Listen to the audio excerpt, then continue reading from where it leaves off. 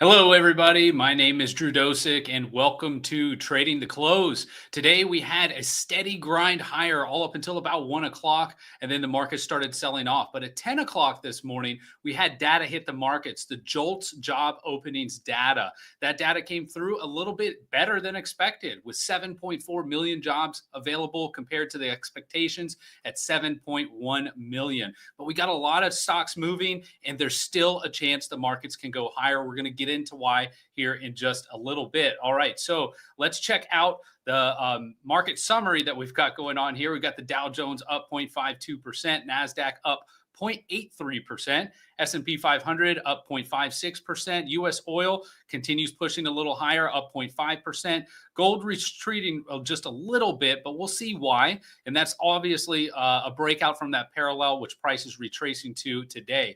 Bitcoin did push up a little bit higher, up 0.3% as we are filming. So now jumping into the S&P 500 heat map, we did have some winners and losers today. Look at Google's pulling back ever so slightly. Same with Meta, but Meta had a fantastic push yesterday. That's obviously to be expected. AVGO made brand new all-time highs. We'll check out that chart here in a little bit. Nvidia was a big pusher today too. At one point, the biggest up on the mega cap sector. So in the rest of the charts, though, we have a lot of green on the screen. Yesterday, consumer durables were all red, and now they all flipped to green. Tesla did dip too in the afternoon and then bounce right back up, as you see, looking like it's going to finish the day in green territory. So let's jump into some analysis with the SPX instead of the SPY today.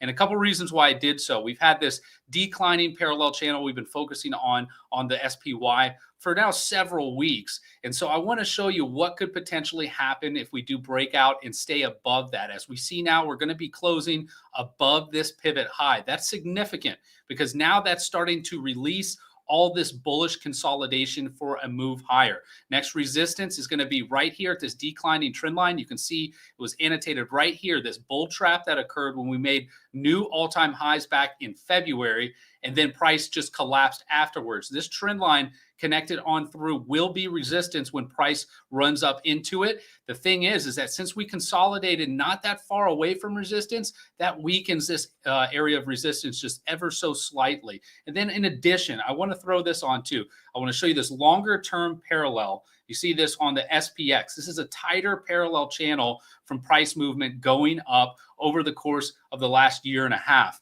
Once we did break this, and normally when parallels are broken, they like to go up and retest with that parallel or trend line that it had broken.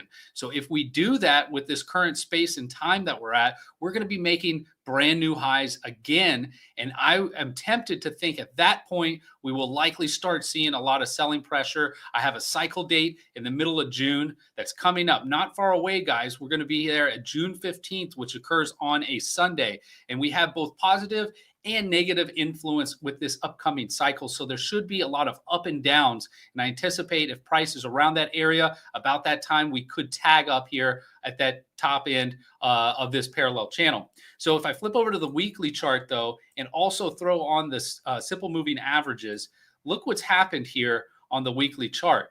With this big fall that we've had and V-shaped recovery, the 20 moving average, which is this yellow trend line that you see right here that's curving up, never crossed over this blue trend line, which is the 50 moving average. So the 20 moving average is still in its proper place above the 50 moving average. And then the 200 moving average is way down here. And when we were selling off, I anticipated us in April at least to tag that area. That just shows how strong the market was. Even though all this selling pressure was hitting the markets, we still didn't reach the 200 weekly average on the chart here on the SPX. Now, another thing I want to point out, in case you guys don't know, this is critical to understand. We had occur right here from May 5th over into May 12th. We had a river theory occur. Now, river theory is taught with Garrett's Winning Trader series. I highly recommend you guys take a look at it. It's going to be worth your while because there's factors in there that really help separate you from the rest of the retail investing crowd. You can start trading like the pros, understand what's going on so you can be ready for the next move and anticipate that so you can capitalize on the money. So back into the SPX, notice here we had price close for this week of May 5th, and then gap up over both of these standard moving averages. In doing so, it alleviated any sort of resistance that would have occurred had price just continued to chug along through it, and allowed price to continue moving higher. So what this all tells me also, looking at the weekly chart, we're not anywhere overbought on the weekly chart yet. So that tells me we've got more room to run, which would make sense for price to potentially move up higher, catch resistance at this trend line, and then ultimately on the bottom end of this parallel right here. Bottom end of the parallel is roughly at $6,241. Into the Qs. The Qs here, you can see we just dominated this resistance area right here, 525.03. This day we attempted to break through, got rejected. Today we are breaking through and closing higher. So that now gets taken away on the charts. That resistance area worked just for only 3 trading days before now attacking it again today and piercing and closing higher. Next area of resistance is all-time highs on the Qs. And when we do have a lot of momentum in the stock or in the tech sector, this can be understood that we could push higher, hit those all-time highs, and then ultimately next area of resistance is going to be this trend line extending out as you see it right here on the charts, which currently is going to be roughly around 558.23, which would also coincide with the SPX hitting the bottom end of that parallel channel. Into the SMH. SMH also did have a good day, but not as good as the spiders in the Qs. We see here we haven't closed above all of this chop today. So that needs to be the next step for the SMH to move higher. If it does that in the coming days, next resistance area is 260.05. Into the IWM, look at this. Fantastic move on the IWM, guys. I love tracking this with you guys every single day to go through the developments and the thought process that goes into these charts with analysis, the patterns that are displayed. So back into the IWM, we see here with this declining trend line, we finally now have poked above that declining trend line.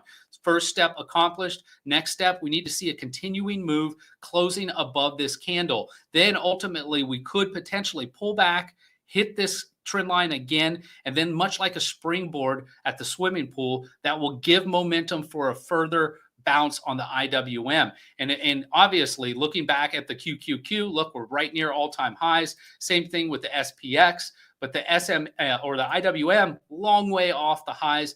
The IWM and small cap stocks could have a lot of room to run. First resistance, 214.38, but then followed by that, we're going to be getting up into the 230s. So we do have a potential for a lot of small cap stocks to make some significant gains in the coming weeks.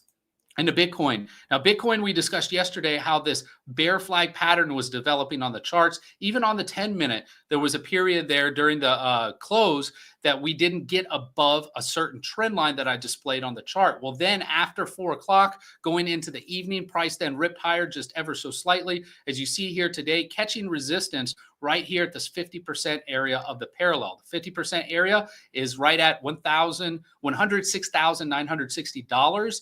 And so that area right now is the area to beat for Bitcoin. Still bearish consolidation. Even with this slight incline like this, that would be exactly how a flag would hang from the pole if you were to flip this pole up in a proper way. So this is a bear flag, and we'll see how that plays out. We need about 3 more days of consolidation before that matures. Into gold, we see gold here as yesterday broke out of this parallel, but then today just retraced. And that's what I expect to happen with IWM. We'll see if we have another day or so up and then a pullback and then a retracement right there to that trend line. That's what typically happens when these parallels and major trend lines are drawn on the charts. Price may break up. That's why, guys, you never want to chase. The technical analysis, you may see stocks running, and we're going to get into another one with CEG later on in the show, but you just don't chase. You just wait, be patient, act like a robot, wait for the level to come back. Most importantly, when you do have a breakout, wait for a confirmation and then the pullback,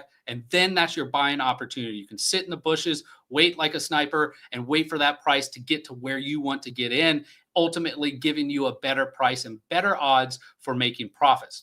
All right, so gold, as you see here, retracing. We'll see what gold does tomorrow. If it comes right back in, since we did not confirm today, it easily can come right back into this parallel channel and trade lower on the charts. Silver took a pause today, mainly just went sideways. But the most important thing to take away from today's price action, we were all the way down here, but where are we closing? Right back up near the highs. So that's very strong momentum for silver. Can expect some bullish consolidation over the next few days. If so, that will allow silver to break through this 34.86 and then pushing up to this inclining trend line around 38.97. Into U.S. oil, as we discussed, oil is up ever so slightly today, not confirming the move above the declining trend line. We're going to have to check back tomorrow for that pattern to develop. But as you see here, it won't qualify for it because it's pivot low, but this all in all is very similar to an inverse head and shoulders pattern, which would put price up on oil up here at $68.69. So probabilities are starting to shift for that. We just need a confirmation move into this area above the trend line.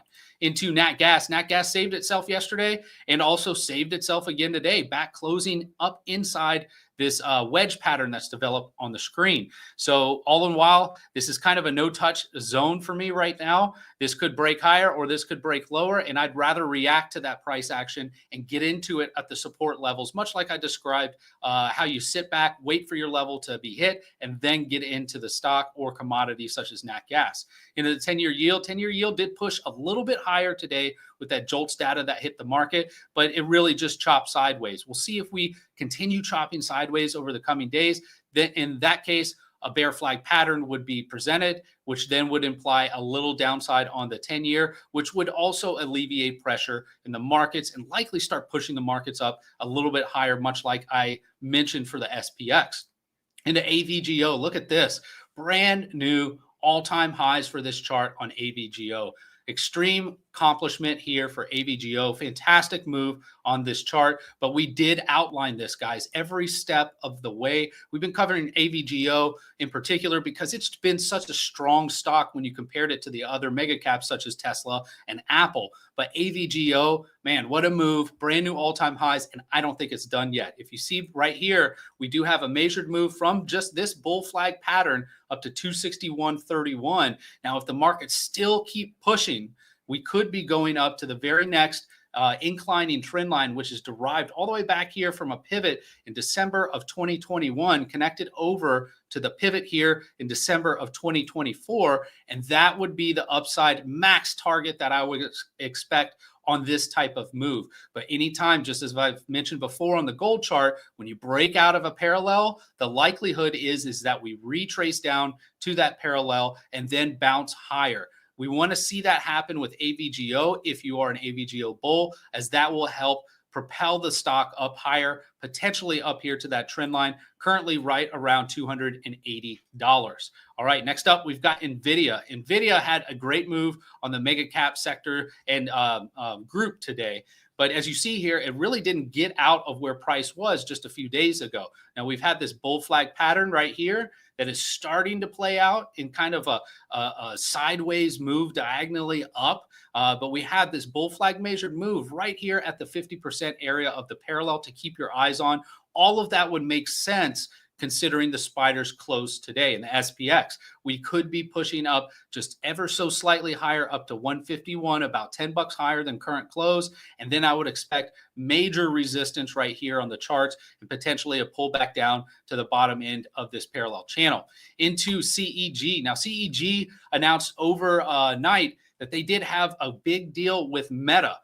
They have a 20-year, you can see it down here at the lower right-hand side of the screen, a 20-year power deal with Meta, ensuring its Clinton Clean Energy Center operates through 2047. So this is a big deal for CEG, but look what happened with CEG. It was a sell the news event. You can almost tell with this price action moving from all the way down here at the April 7th lows, which a lot of stocks were at that bottom end of the chart. So you got to kind of give it a little bit of leeway there, but this rapid move up caps off basically cherry on top with the news with this secured deal with Meta providing power for their data centers.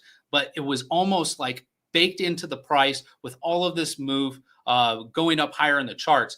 Now it was a sell the news event. Prices come right back down. If selling continues, this could be a good buying opportunity down here in this collection of support. We got 294, 288, followed by 272. All three of those areas should provide ample support for price to move up higher on CEG. And if it does, we're talking about 389.54 up here on the charts. So all the while, just like I said before, you don't chase moves. When this stock was ripping earlier today, I assure you there was tons of investors saying it can't go down. They had this new 20-year deal with Meta. Just pile in, get into this stock. It's going to go higher. And they may be right, but they are not right today.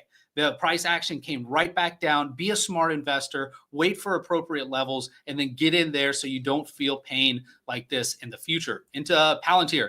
Palantir also, again, continues to chug along, but this stock is near its end as far as running. It continues to move up, defies gravity, but is hitting all sorts of resistance trend lines. This longer term trend line, as you can see here, is this one underneath current price action where price has now closed up above it. We have not confirmed up here though. So I anticipate even if Palantir continues moving higher, I anticipate some sort of pullback and ultimately coming back here into the top end of the parallel channel right around $97. So pay attention to that. Where do we close tomorrow? That will really help guide you because there's an additional trend line of resistance that we're hitting that's much more short term, but it originates here in February and strings along over to the most recent pivot top. And then now it actually hits today's highs. So that area is still near-term resistance. We'll see if price action can move above it tomorrow or close below. And if it does close below, the likelihood is we're coming right back down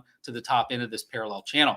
Into Dollar General. Now, Dollar General had earnings, and as you see right here, earnings did well. It was up 20%, and then also beat revenue 1.4%. So when I look at this chart, though, look at how far down it is relative to where price action was over here. This stock has been beaten up. So anytime you get any sort of positive news, you're likely going to get a rip, just like what we're seeing today, 15% on the chart of Dollar General. Now it ran right into the first resistance area at 112.63. So we knocked that away. Next resistance area is 141.21. But I want to point out down here too, the beauty of technical analysis. You see this declining trend line that I have here, cuts through from pivot to pivot to pivot to pivot. And then right through here, price initially broke through, didn't confirm, came back down, broke up again, did confirm this time. And then look at the price behavior when price does confirm above a declining trend line. Price came back down,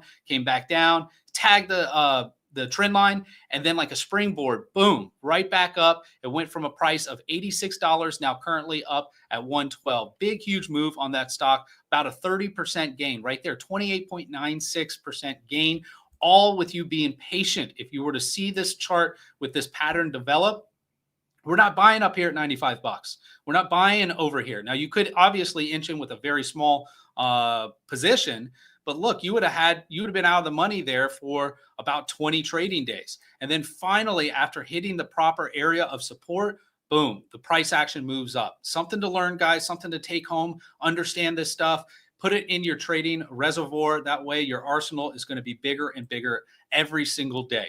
All right, so now flipping over to Dollar Tree. Now with Dollar General's good news on earnings, we have Dollar Tree lined up for earnings tomorrow morning. You see this, it's going to report before the bell. But today, Dollar Tree also had a sympathy move up with Dollar General with their good earnings. So is a lot of this move already baked into the current earnings? We'll see tomorrow morning. I still do anticipate it, just like Dollar General. You can see here, this chart is beaten up. So if we do start pushing, or if we have any sort of good earnings report for it tomorrow morning, I do anticipate price to go through the $100 mark and come up, potentially tag this 105.96 before finding resistance and pulling back ever so slightly. In the coming days, should DG and DLTR continue pumping and pushing higher, we'll be looking at this declining trend line right around 120.73, as that's a longer term resistance for this trend on the chart. All right, guys, that wraps up Trading the Close. Thank you guys so much for watching and tuning in. I'll be back tomorrow. Look forward to seeing you on the charts then. Until then, have a great day.